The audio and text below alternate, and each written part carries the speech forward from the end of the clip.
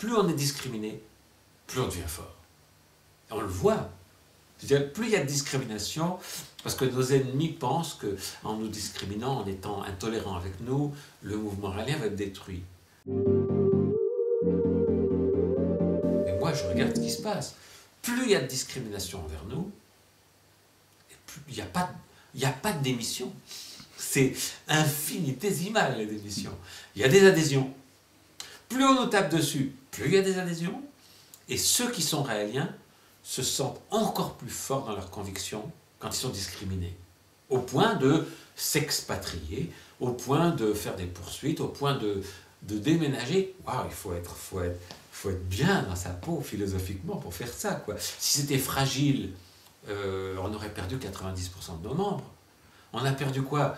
Ça se compte sur le doigt des deux mains, les gens qui ont quitté le mouvement, par rapport aux milliers de Raéliens qu'il y a. Et il y a des nouveaux qui arrivent et qui disent ben écoute, j'ai vu une émission négative où on vous a roulé dans la boue, ça m'intéresse.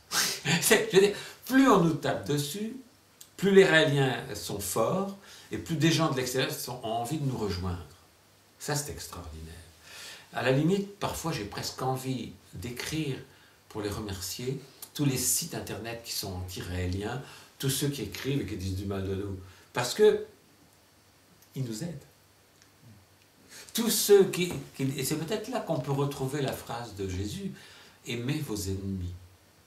Il ne faut pas avoir de haine et d'agressivité envers nos ennemis. Les journalistes, les médias, les anti-raéliens, de quelque poil qu'ils soient, il faut avoir que de l'amour pour eux. D'une part, parce qu'il faut les aimer. Il ne faut pas avoir de haine, ça n'aide rien d'avoir de la haine.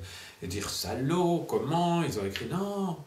Ben, pardonnez-leur, disait Jésus aussi, ils ne savent pas ce qu'ils font. S'ils savaient qui je suis, qui nous sommes, qui sont les Elohim, jamais ils se permettraient tout ça. Donc il faut leur pardonner parce qu'ils ne savent pas ce qu'ils font.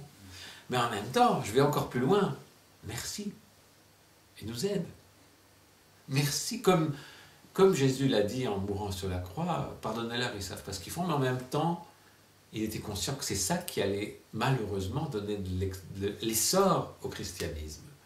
Le fait qu'il soit crucifié, c'est horrible, mais c'était ce qui a donné le plus d'essor à ce christianisme. Eh bien, c'est la même chose pour les Raéliens. Sincèrement, hein, il m'arrive d'avoir envie d'écrire au site internet qui dit du mal de nous, je dis merci pour votre aide. Et en plus, c'est très bien que vous disiez du mal de nous, parce que c'est bien, il y a le yin et le yang, hein, il y a toujours un petit peu de noir dans le blanc, il y a un petit peu de blanc dans le noir. Et le mal a besoin du bien, et le bien a besoin du mal. Alors, le bien absolu ne peut pas exister, puisque pour que le bien absolu existe, il faut qu'il y ait le mal absolu de l'autre côté. Il faut que le bien absolu triomphe, mais il faut que le mal continue d'exister. Il continue d'exister, si on n'a pas le mal comme point de repère, on ne peut pas être bien. Si les Elohim nous avaient créés parfaits, sans choix et sans libre arbitre entre le bien et le mal, on serait des espèces de robots, des lave-vaisselle, qui n'auraient aucun choix. C'est magnifique justement d'avoir la conscience et la liberté de choisir entre le bien et le mal. Et il faut que le mal existe pour que le bien soit choisi. C'est pour ça que le mal ne remerciera jamais le bien. Mais le bien, qui est la conscience suprême, peut remercier le mal en lui disant « Merci d'exister, grâce à toi je peux briller davantage ».